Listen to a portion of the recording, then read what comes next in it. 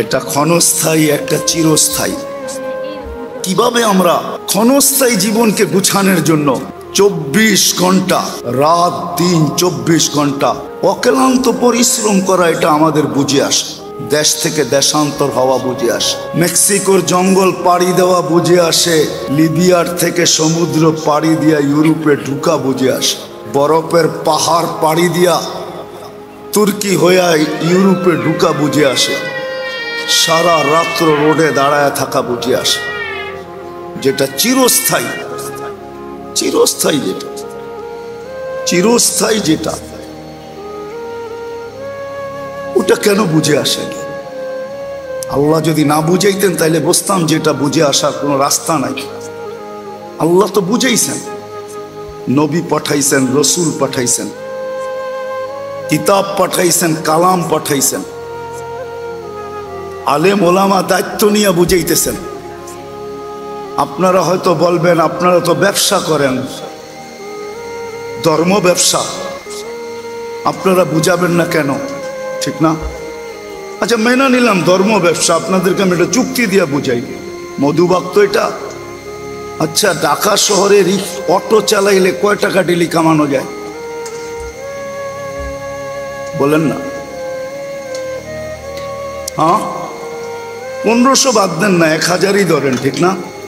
Auto যেটা battery চালিত, ঠিক না? এটা চালাইতে তো বেশি কষ্ট লাগে না, ঠিক না? অক্সফোর্ডের ডিগ্রি লাগে, ঠিক না? লাগে না? কি বলেন? অক্সফোর্ড ইউনিভার্সিটির ডিগ্রি লাগে না? ঢাকা ইউনিভার্সিটির, বাংলাদেশের কোনো ইউনিভার্সিটির লাগে না, কোনো কলেজেরও না। আচ্ছা, যদি ডেলি 1000 কামানো যায়, মাসে কত? বলেন, এই অঞ্চলে যত ইমাম আছে কয়জনের বেতন 30,000 আছে? কি?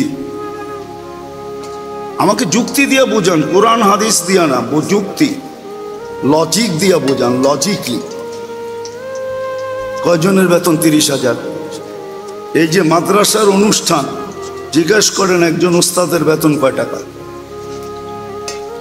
যদি দুনিয়ার কোনো ইউনিভার্সিটির সার্টিফিকেটের প্রয়োজন না হয়, 2-4-6 মাস যদি কোথাও ট্রেনিং না নিতে হয়, আর যদি ডেলি 1000 টাকা কামানো যায়, অটো চালাইলে ইজ্জত চলে যাবে? হ্যাঁ, হালাল রুজি, ইজ্জত যদি না যায়, তাহলে ব্যবসায়িক যদি হয়, ব্যবসা যদি হয়, তো মানুষ লাভ দেখে, ঠিক না? ব্যবসার থিওরি কি? ব্যবসার থিওরি কি? চাকরির থিওরি কি? মাসের শেষে বেতন। ব্যবসার থিওরি কি? লাভ, মুনাফা অর্জন। এটাই তো যুক্তি, এটাই তো বলে। তাহলে এরা কেন অটো চালায় না? এরা কেন কমিটির বড় বড় চোখ দেখো 10,000 12,000 নিয়ে মসজিদে পড়ে থাকে? কমিটি তো ছাড় দেয় না। চুনের থেকে, পানের থেকে চুন খসতে দেরি, ছাড় দেয় না। ছাড় দেয় নাকি? হ্যাঁ, কে আমাদেরকে ছাড় দেয়? তাইলে সে কেন এই পেশায় থাকবে? আমাকে যুক্তি দিয়ে বুঝান। কোরআন হাদিস বাদেই দিলাম। আপনি বলবেন ওলামা একরাম ধর্ম ব্যবসা করে, মেনে নিলাম, কিন্তু ব্যবসা তো হইল লাভ, ঠিক না?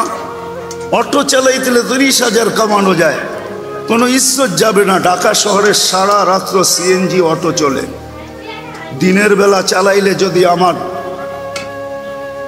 মানুষ চিনা ফেলবে, তো একজন আরেক এলাকায় যেও তো চামানো যায়। গ্রামগঞ্জে কামাইলেও 20,000 মাসে কামানো যায়, সে 10,000 কেন আপনার বড় বড় চোখ দেখা পড়া থাকবে?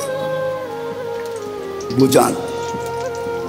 বোঝা গেল সে ধর্ম ব্যবসা করে না, দায়িত্ব কাঁধে, এই জন্য আজকে সব কিছু সয়া পড়া আছে।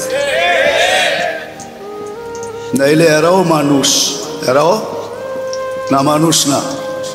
হ্যাঁ, সমাজের আগাছা। হ্যাঁ, আগাছা। আমি বইলা বেড়াই, রাগ হয় না, হইলে করার কিচ্ছু নেই।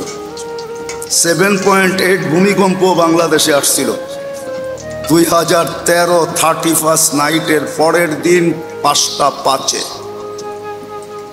যেটা তুর্কিতে আসছিল। ডিসেম্বরে বাংলাদেশে ভূমিকম্প আসছিল 6.1। গত 2 দিন ধরে